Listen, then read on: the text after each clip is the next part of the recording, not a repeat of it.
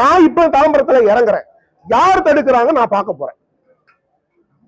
அக்கா தமிழிசை சவுந்தரராஜனை தடுத்தீங்கல்ல, அமர தடுங்க பாப்போம். இப்ப இறங்குறேன், முடிச்சுட்டு பிரஸ் மீட்டை முடிச்சுட்டு தெரு தெருவா நான் போக போறேன். எங்க தலைவர்கள் இருக்கிறாங்க, அத்தனை பேரை கூட்டு போக போறேன்.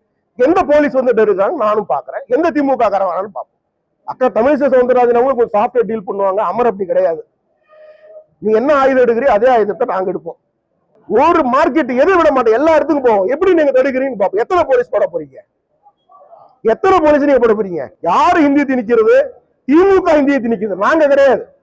திமுக நடத்தக்கூடிய ஸ்கூல்ஸ்ல தான் ஹிந்தி கம்பல்சரி. பாஜக காரங்க எந்த ஸ்கூலும் நடத்தலையே. நடத்துறோம்னா சொல்லுங்க எந்த ஸ்கூல் நாங்க நடத்துறோம். திமுக காரங்க நடத்துற ஸ்கூல்ல தான் ஹிந்தி திணிப்பு. நாங்க கொண்டு வரக்கூடிய புதிய கல்விக் கொள்கைகளை ஹிந்தி திணிப்பு கிடையாது. யாருக்கு எந்த மொழி வேணுமோ படிச்சுக்கலாம். இதுக்கு மிக முக்கியமான காரணம், கவர்மெண்ட் ஸ்கூல்லயும் இந்த மாதிரி ஒரு ஹை ஸ்டாண்டர்ட்ஸ் ஆன ஒரு எஜுகேஷன் வந்துடுச்சுன்னா இங்க பல பேர், பல திமுக காரங்க நடத்தக்கூடிய சிபிஎஸ்இ ஸ்கூல்ஸ் இழுத்து மூட வேண்டிய சூழ்நிலைக்கு வரும். அதனால இது இந்த டிராமா பண்ணிட்டு இருக்காங்க.